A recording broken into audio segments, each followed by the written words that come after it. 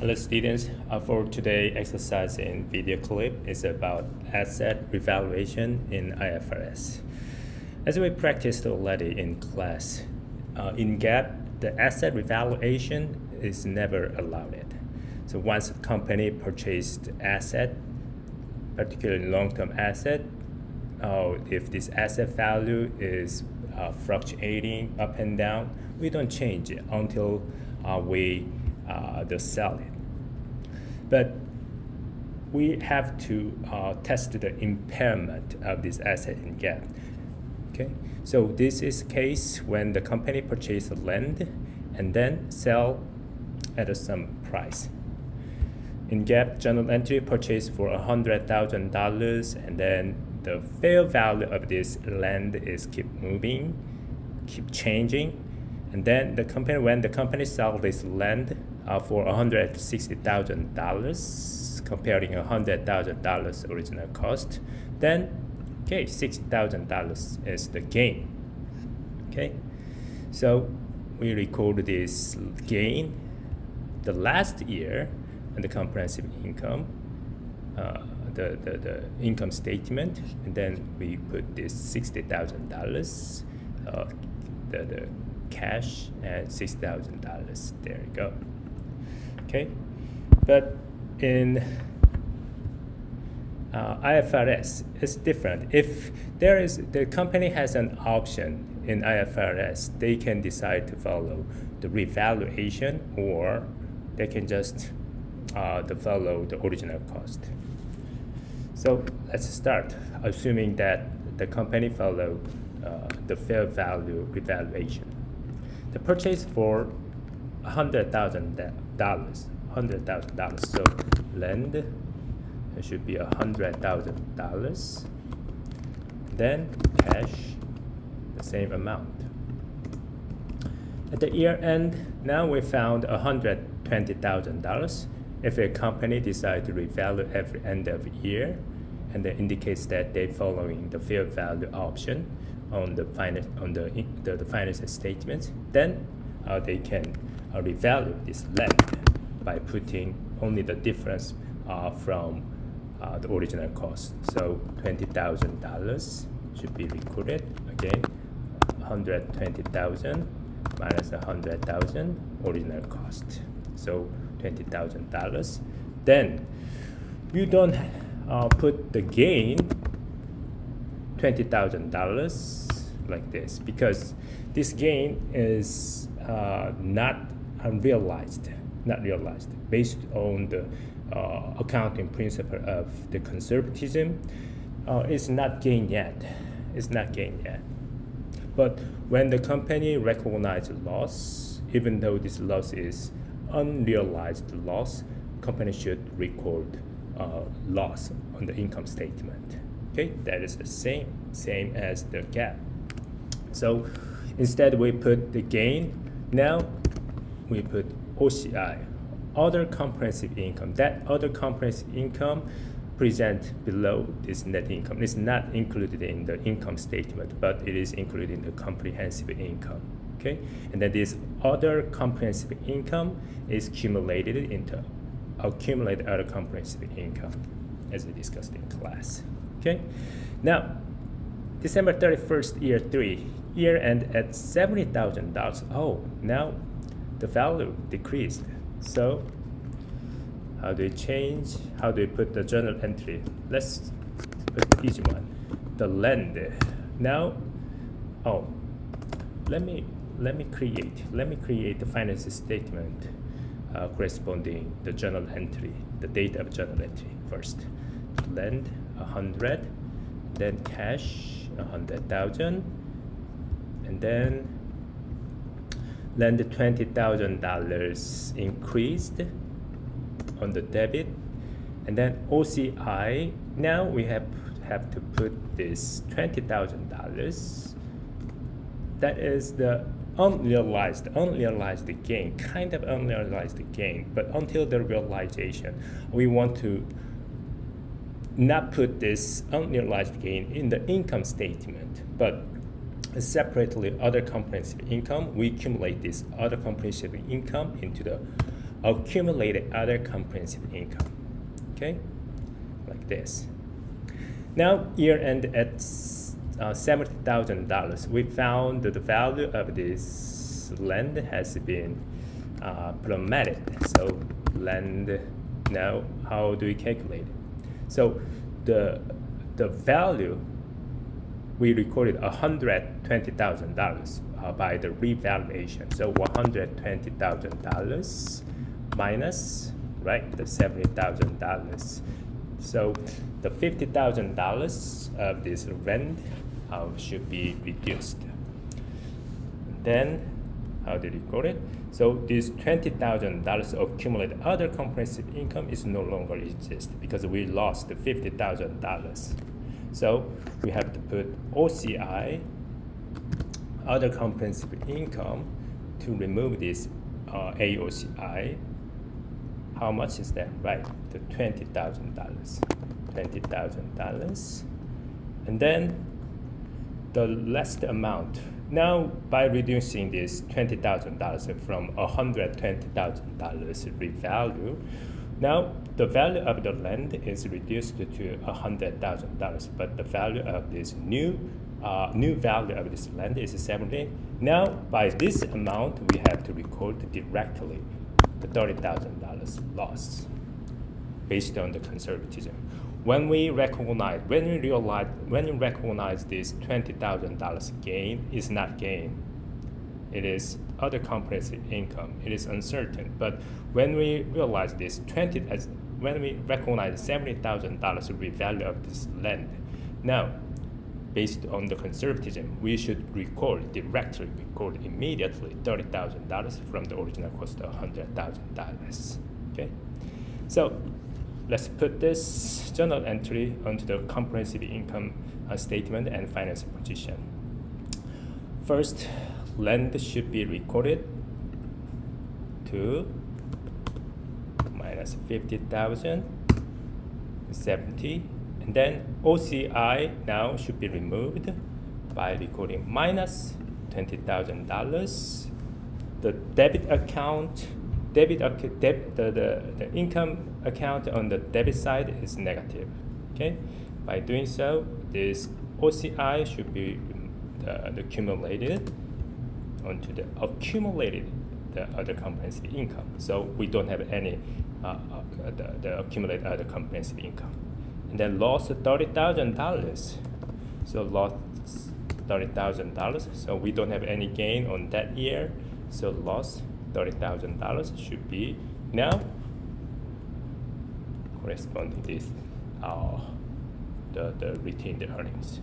So we balanced out.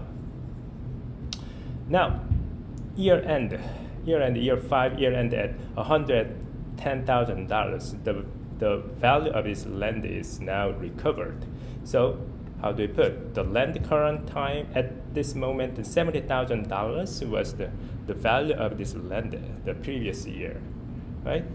Prior year. So how much we have to recover, right?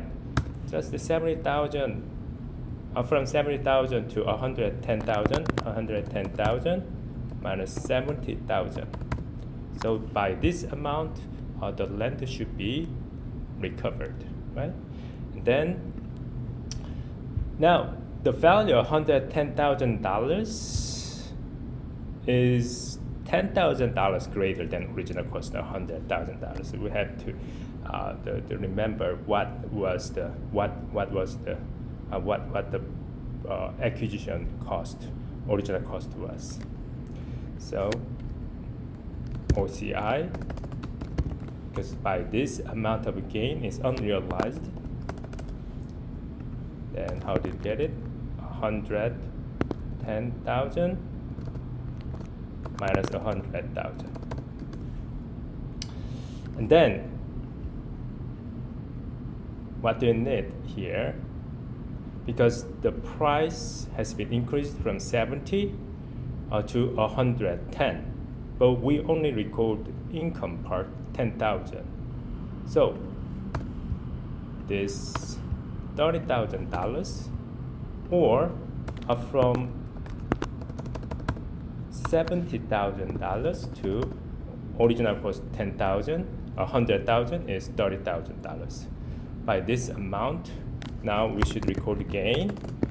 Okay, if we record this gain on the year 5, this finance statement shows the company make a gain $30,000 on that year 5, but this $30,000 came from the prior year or the prior year from the year 3, right? So we do not put the gain on the income statement year 5 in order to avoid some misunderstanding, misleading that the company make a gain $30,000 for that year, only for that year, because the income statement shows all the profit and loss for the year and for the 1 year, but it's not for the 1 year. So we have to use retained earning account directly. The same effect, but we do not affect this the account on the income statement directly. That is the point. Okay. Then how they record. Now let's put this journal entry on the financial statement. Now land has been now recovered to $110,000 along with the fair value of this land. And then OCI $10,000 on the credit side should be now increased. Now AOCI should be accumulated. Okay, and then retain the earning directly. There you go, directly to the financial position. Okay, by doing so, we don't put any gain on the year 5. Okay, and then we balance out. There's no loss part on the retained earning. Then we put $10,000 kind of reserved income until the realization. Then the final transaction, disposal for $110,000. Let's put the easy one. Okay, the price, the value of this land before this disposal was $110,000. So disposal by $110,000. Always we have to remove. Why? The land value we want to remove from the financial position, it was $110,000. We have to remove this. Then the cash received was 160. Okay. Then how much is the gain? Now how much? Because now is the time to recognize gain, because that is a realized gain when the company sell this land at $160,000. So how much gain the company should record? When you calculate the gain, always the fair value minus the book value. So what was the fair value when the company disposed this asset? 160,000, and then minus how much was the book value? Book value was $110,000 before selling, so $110,000. So the gain is $50,000, right? $50,000. Now, once the company sold this the land, this AOCI, the reserved amount of a gain part, it's $10,000. What is this $10,000? Again, $10,000 from $100,000 original cost, right? Minus $110,000 for the revaluation of this land. So OCI now should be removed. Then, how do you calculate? 110,000 minus 100 original cost. That was this AOCI. Then, by this amount of $10,000 is no longer AOCI. It is the definitely gain, but that came from not for that year income. not for the year 6 income, not for the year 6 income, but the last year or throughout this year, right? So we cannot put the gain here. Instead, we have to use the retained earning to adjust this $10,000 gain. But anyway, this $10,000 plus $50,000, which is total amount of gain. Anyway, this gain should be recorded retained earning as well. So do you see the gain? $60,000. Only gain on the under this gap, $60,000. Anyway, are the same. Now let's post this journal entry into the financial statements. Now cash received $160,000, and then land doesn't exist any longer. So, and then let's put all this journal entry here. The gain $50,000. So the net income is $50,000. We don't have any loss. And then OCI should be removed because we are going to increase the $10,000 retained earning directly. Okay, directly. So let's put the retained earning. There you go. Plus $10,000, right? And then plus this net income, $50,000. And then let's remove this AOCI because now the company recognized $10,000, the unrealized gain, but it's not the part of the income on year 6. So we have to remove this AOCI by correlating OCI, other comprehensive income, on the comprehensive income account. So we don't have any OCI. Okay, and then we balance it out. As you can see that we have the same result. Anyway, the same result on the financial statement position under IFRS and in GAAP as well. Balance it. Okay, but every year, once the company adopt this revaluation by the fair value method under IFRS, the company can recognize every year the fair value at the end of the year. Okay? Okay, this is it. See you in the next video clip. Bye-bye.